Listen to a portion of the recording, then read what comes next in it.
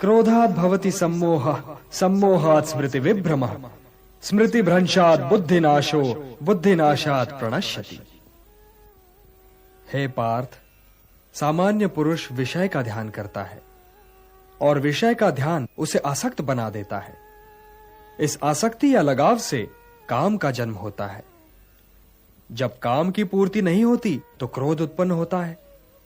जब क्रोध उत्पन्न होता है तो विषय के प्रति मोह और बढ़ जाता है, और जब मोह और बढ़ जाता है पार्थ, तो सोचने की शक्ति भटक जाती है। जब सोचने की शक्ति भटक जाती है तो बुद्धि का नाश होता है, और जब बुद्धि का नाश होता है तो मनुष्य का सर्वनाश हो जाता है। और हे कुंती पुत्र, तुम्हारा यह मोह तुम्हें बुद्धि के विनाश की ओर ले जा रहा है। तनिक सोचो पार्थ कि जिसके पास बुद्धि ही ना होगी उसे शांति कैसे मिल सकती है। वो तो शांति और अशांति में अंतर ही नहीं कर सकता, और जो शांति को अशांति से अलग तक नहीं कर सकता वो भला कैसे सुखी हो सकता है। हे पार्थ, जैसे पवन के झोंके नाव को भटका देते हैं, वैसे ही कामनाएं बुद्धि को भटका देती हैं। पाप की बात निकल आई है तो यह बताइए केशव कि कभी कभी मनुष्य पाप करने के लिए इतना विवश क्यों हो जाता है? उसे कौन विवश करता है? उसे विवश करती है उसकी वासना, उसे विवश करता है उसका निहित स्वार्थ, उससे पाप करवाता है उसका क्रोध, उसका मोह। इन शत्रुओं को पहचानो पार्थ। जैसे धुआं अग्नि को ढक देता है, या धूल दर्पण को, या झिल्ली गर्भ को, वैसे ही ज्ञान को ढक देते हैं काम, मोह और वासना। आवृतम ज्ञानमेतेन ज्ञानिनो नित्य वैरिणा, काम रूपेण कौन्तेय दुष्पूरेण नलेन च। काम और मोह की अग्नि ज्ञान को नष्ट कर देती है और इसीलिए ज्ञानी की वैरी है। हे कौन्तेय, अग्नि को स्वच्छ बनाओ, दर्पण को परिशुद्ध करो और अपनी इंद्रियों को सौम्य बनाकर ज्ञान और विवेक के नाशकों का वध करो। किंतु हे केशव, धर्म की हानि होती ही क्यों है?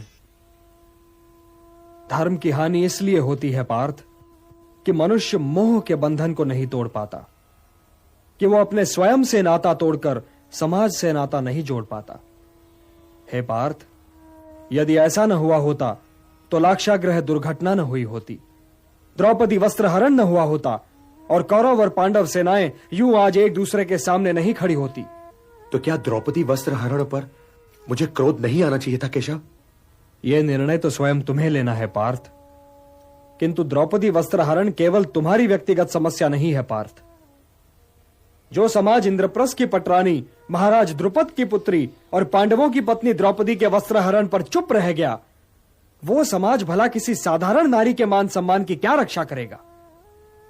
द्रौपदी वस्त्रहरण एक सामाजिक समस्या है पार्थ, एक सामाजिक समस्या है, और यह तुम्हारा कर्तव्य है कि तुम उन शक्तियों को नष्ट करने के लिए युद्ध करो जो किसी द्रौपदी का वस्त्रहरण कर सकती हैं। ये शक्तियां समाज की शत्रु हैं पार्थ, और जो महापुरुष इस युद्ध में उन शक्तियों के पक्ष में हैं, उनके पक्ष में युद्ध करने आए हैं, उनसे युद्ध करने में भी संकोच न करो। अपने व्यक्तिगत क्रोध और व्यक्तिगत मोह के बंधनों से मुक्त होकर लोक कल्याण के लिए युद्ध करो पार्थ, यही तुम्हारा परम कर्तव्य है। हे पार्थ, तुम तो मेरे भक्त भी हो और मेरे मित्र भी, इसलिए मैं तुम्हें वो योग बताने जा रहा हूं जो बहुत समय से लुप्त है, परंतु सृष्टि के आरंभ में इसे मैंने ही सूर्य को दिया था, और सूर्य से ये मनु को मिला, और मनु से इक्ष्वाकु तक पहुंचा। सूर्य को दिया था? आपने ये योग सूर्य को दिया था? परंतु हे केशव, आपने आधुनिक काल में जन्म लिया है और सूर्य देव प्राचीन है, तो मैं ये कैसे मान लूं कि सृष्टि के आरंभ में ही आपने ये योग सूर्यदेव को दिया होगा? बोलिए केशव।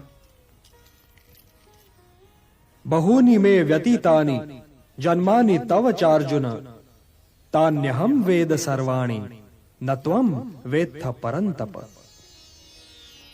हां पार्थ, मेरे और तुम्हारे बहुत से जन्म हो चुके हैं, मुझे वो सारे जन्म याद हैं, परंतु तुम्हें याद नहीं है। हे परंतप, वैसे तो मैं अजन्मा हूं, अविनाशी हूं और समस्त प्राणियों का स्वामी हूं, परंतु मैं अपनी प्रकृति को अधीन करके अपनी ही योग माया से प्रकट होता रहता हूं। यदा यदा हि धर्मस्य ग्लानिर्भवति भारत, अभ्युत्थानम् अधर्मस्य तदात्मानं सृजाम्यहम्।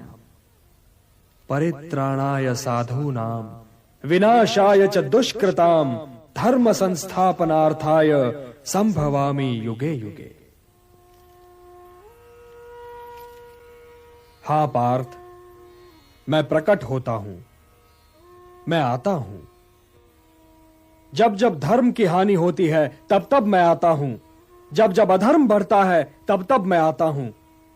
सज्जन लोगों की रक्षा के लिए मैं आता हूं, दुष्टों का विनाश करने के लिए मैं आता हूं, धर्म की स्थापना के लिए मैं आता हूं और युग युग में जन्म लेता हूं। इंद्रियाणि पराण्याहुः इंद्रियेभ्यः परम मनः, मनसस्तु परा बुद्धिः यो बुद्धेः परतस्तु सः। हे पार्थ, जड़ पदार्थ से इंद्रियां श्रेष्ठ है और इंद्रियों से श्रेष्ठ है मन, मन से श्रेष्ठतर है बुद्धि और बुद्धि से भी श्रेष्ठ है आत्मा।